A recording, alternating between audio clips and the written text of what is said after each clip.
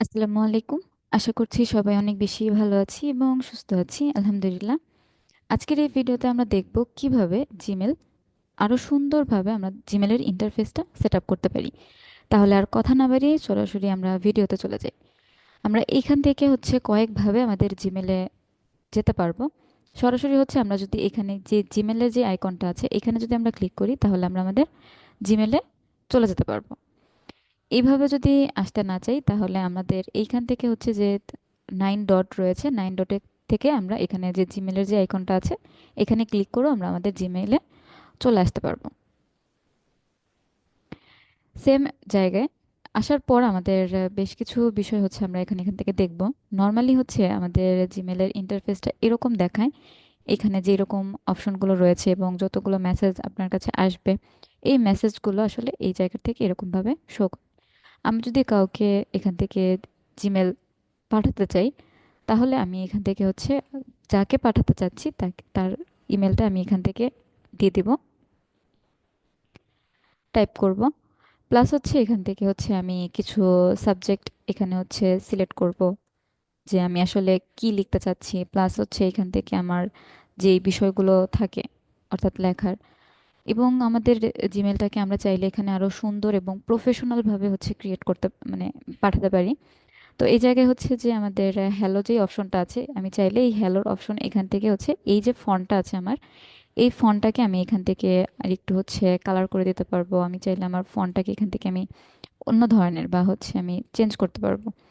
এবং এখান থেকে যে আমার লার্জের যে বিষয়টা আছে এটাকে জাস্ট সিলেক্ট করে দেন আমি হিউজে ক্লিক করে দিলে আমার লেখাটা অনেক বেশি বড় হয়ে যাবে। আমি চাইলে বোল্ড করে দিতে পারি।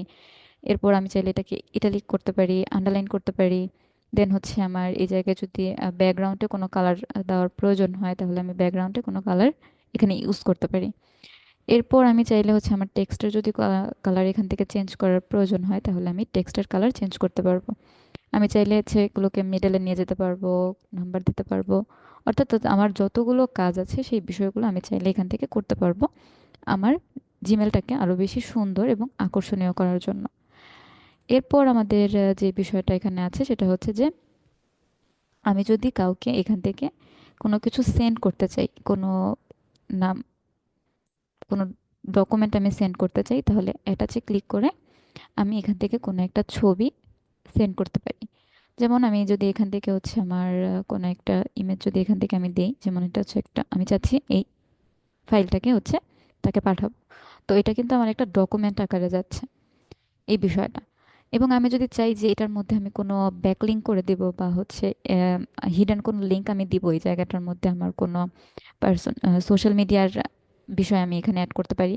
তো এখান থেকে যে এই যে ইনসার্ট লিঙ্কের যে অপশনটা আছে এই জায়গাটার মধ্যে ক্লিক করে আমি আমার যেই সাইটে তাকে নিতে যাচ্ছি সেই সাইটের লিঙ্কটা আমি জাস্ট এখান থেকে দিয়ে দিতে পারবো। এটা করে তার এই লিঙ্কটা যখন তার সাথে তার সামনে যাবে, অটোমেটিক সে এখানে ক্লিক করার পর এখানে চলে যাবে। এবং আমি যদি চাই যে না আসলে আমি তাকে ডকুমেন্ট আকারে এই জিনিসটা সেন্ড করব না, আমি চাচ্ছি যে এখান থেকে কোনো একটা পিকচার আমি আপলোড করব, তো ইনসার্টে ক্লিক করার পর আমি জাস্ট এখান থেকে আপলোডে ক্লিক করব, দেন ব্রাউজার ক্লিক করব।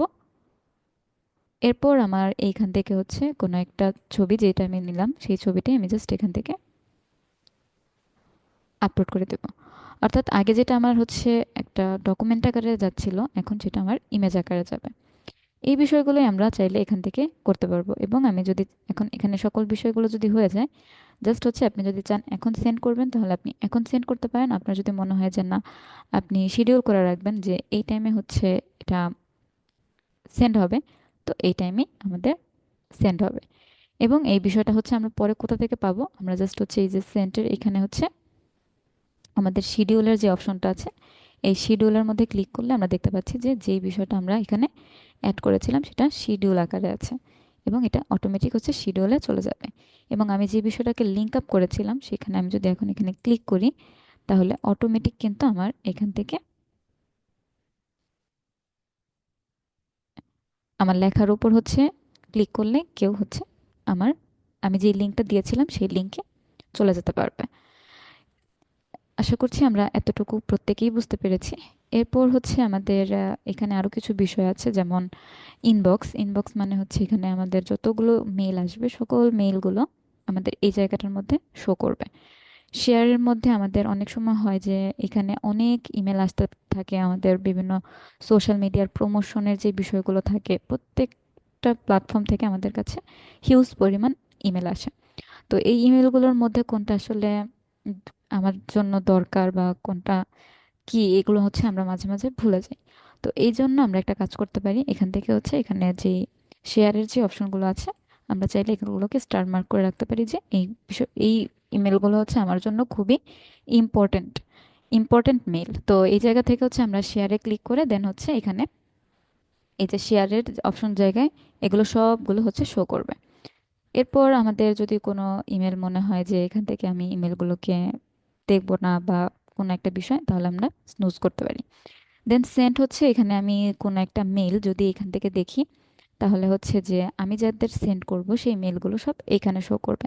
দেন শিডিউলের বিষয়টা তো আমরা দেখলাম যে যে বিষয়গুলোকে আমরা শিডিউল করব, যে মেলগুলো সেই মেলগুলো সব এইখানে যুক্ত হবে। এরপর হচ্ছে ড্রাফট, আমি যদি কোনো একটা কিছু লিখে সেন্ড না করি, সেন্ড না করা পর্যন্ত আমার কাছে আমার মেলগুলো এই জায়গায় যুক্ত হবে।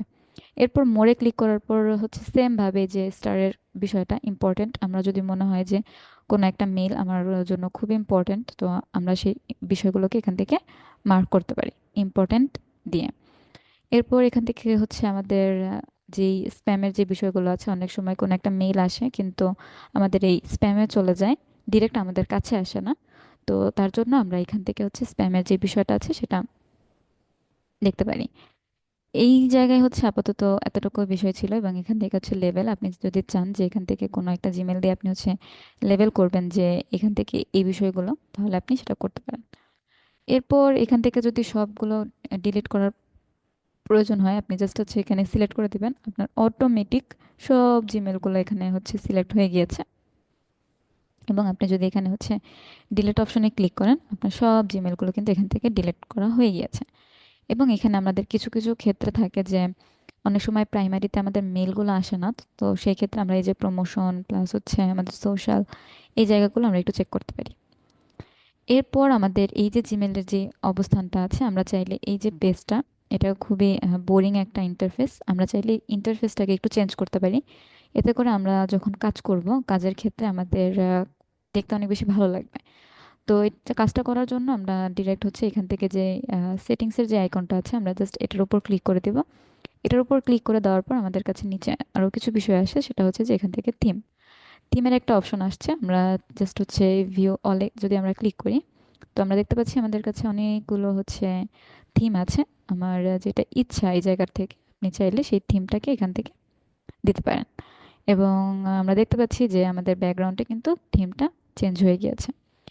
জাস্ট আমাদের আগের যেই থিম ছিল সেই থিমের থেকে এই জায়গাটা এখন একটু বেশি ভালো লাগছে আমাদের কাছে দেখতে।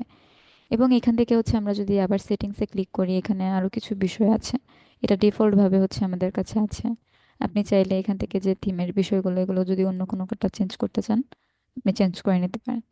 এরপর এই জায়গায় হচ্ছে আমাদের ইম্পর্টেন্টের এই যে ইন্টারফেসটা যেভাবে হচ্ছে সাজানো আছে, বারটা, আপনি চাইলে আপনার মতো করে এই বারগুলো হচ্ছে চেঞ্জ করতে পারেন।